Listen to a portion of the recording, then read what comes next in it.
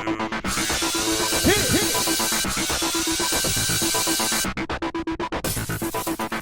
guys, welcome to another recap of The Bachelor. So they started off with a one-on-one date, and that was with Sarah, the girl with one arm. It takes a lot of guts to come on the show with only one arm. Right, Homer? I got my recap cat here tonight. Hopefully he was paying attention so he can add something. Alright, so her date was, are you ready to fall in love today? So a helicopter came and picked them up, and they landed on a tall building. And she finds out it's a free fall of 300 feet. So that was pretty scary. I gotta give this girl a lot of credit. Not only is she missing an arm, but she's got a really annoying voice. I'm sorry, I had to say it.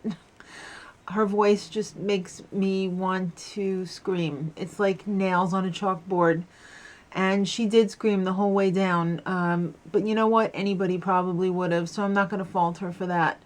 So at dinner, after the free fall, she told a zipline story about how she tried to go ziplining with her dad.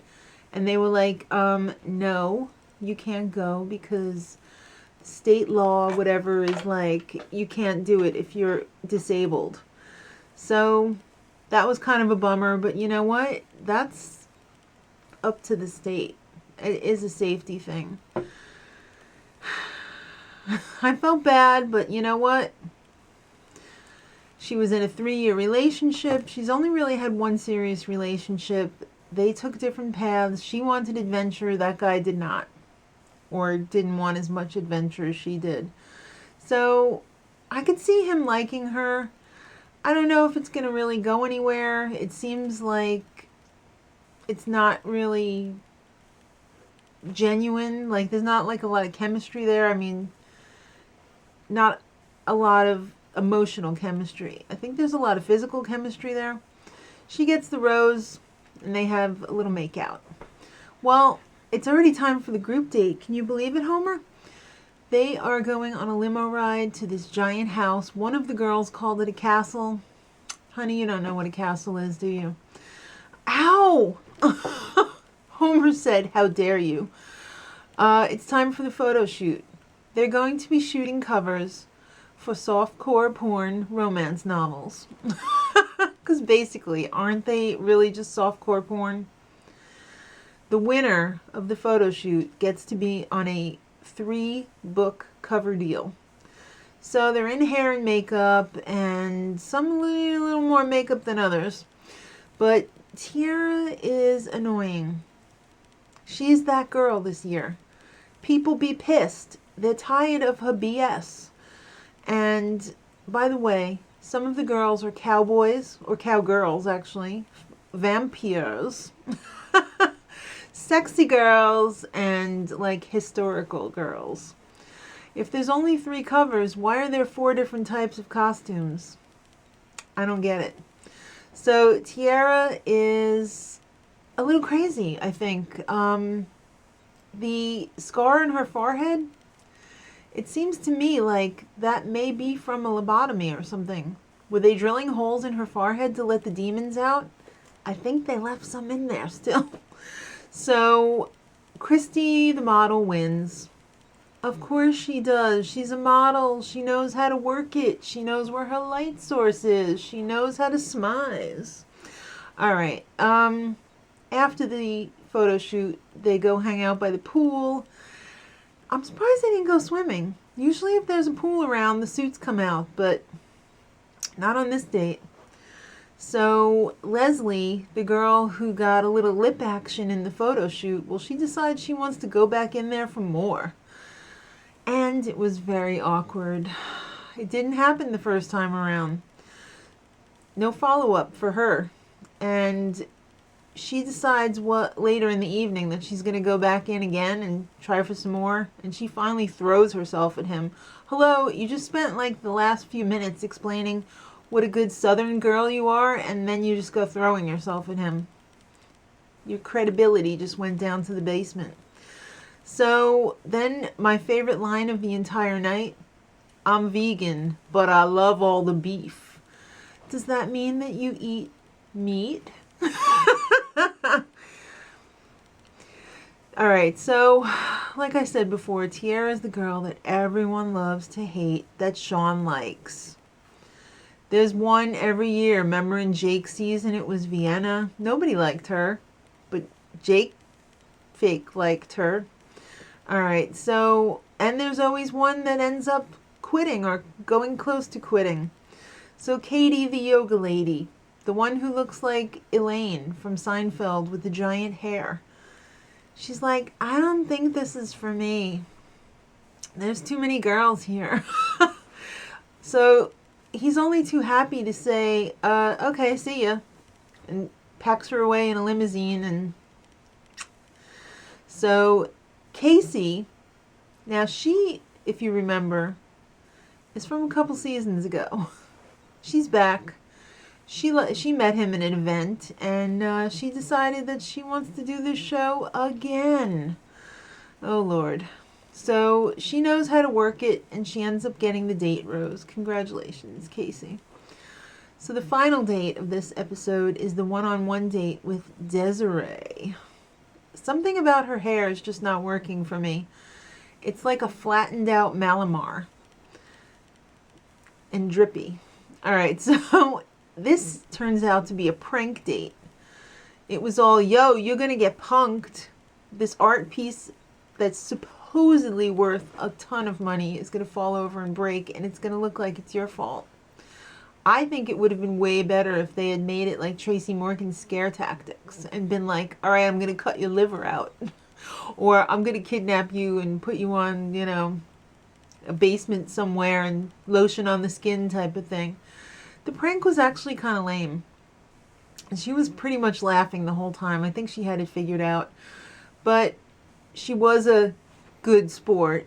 So they went back to his place, which really isn't his place. It's every bachelor / bachelorette's place. And they had dinner on the sofa. Then they played Where's Waldo in the hot tub or pool, whatever it was. What you got to do on this show to get a freaking rose. And she was all like, I don't know if I want to accept this rose. You were kind of mean to me on the prank, blah, blah, blah. And then just when he was like, she was like, okay, I'll take it. Then they had a mega pool makeout. All right, cocktail party time. I want to marry my best friend. I'm so tired of hearing that. Just do it. You don't have to be like, I want to marry my best friend. No, I want to marry somebody I hate. It's obvious. So Lindsay, do you remember her from last week? She was the drunky bride. And he's really liking her this week, sober. In fact, he's really liking everyone this week. He's that type of guy that's just in love with being in love. Like, it doesn't matter who it is as long as he's got a girlfriend, it seems like. So, there's another girl I have to warn you about. It's Amanda. She's awkward and weird, and she's annoying to everyone, and she's ignoring everyone. But first, Robin says, hey, Sean, do you like girls of color? And he was all like, yeah, why are you asking? And she's like, well, you're like blonde-haired, blue-eyed, white. So his last girlfriend was black. So that's kind of weird that she would think that he wouldn't like black girls because he was blonde-haired, blue. It's kind of like reverse discrimination, kind of, if you think about it fast. Anyway.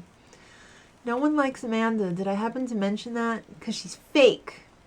Like most of the girls on this season. So, really. It's time for the rose ceremony. Who gets the roses is not important.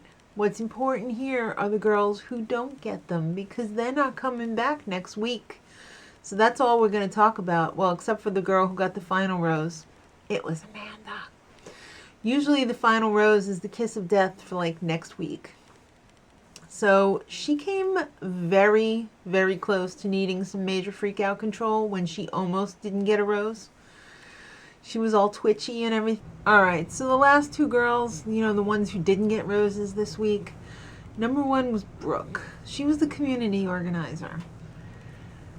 I guess he just didn't need his community organized. I mean, she was looking for love, and then they kind of like either cut her off or she just didn't have anything else to say.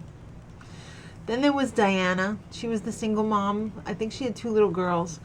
She was the younger doppelganger of Vicky from Orange County Housewives. You know what I'm talking about. Yeah.